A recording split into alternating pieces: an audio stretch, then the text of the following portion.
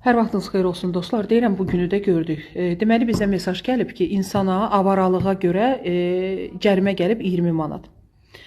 Təsəvvür edin. Dedik ki, indi yəqin ki, dələduzlardır. Ola bilər ki, bəlkə də xüsusi indi var da, o qədər dələduzluq halları var ki, indi kimsə istifadə edir bəzən insanların bilməməzliyindən, öz haqlarını bilməməzliyindən. Amma bizim deməli inzibati xətaların məcəlləsində avaralıq maddəsi var və insan, yəni təsəvvür edin, ailəli adamdır, uşağı da var.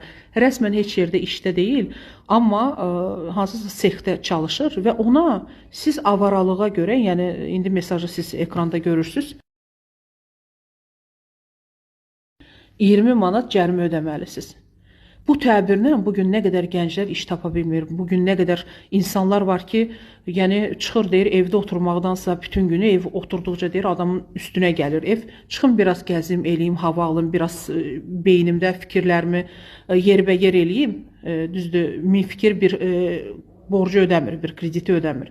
Amma təsəvvür edin ki, insana hansı parametrlərinə görə bu cərimə gəlib? Və durduğu yerdə insanı günün gün orta çağı sən avarasan deyərək cərimə ödəməlisən. Adam onsuz da əgər bu avaradırsa, yaxşı, rəsmən tutaq ki, avaradır. Bu 20 manata hardan alsın? 20 manatı qazanmaq imkanı olsa insan avaralıq edərmi?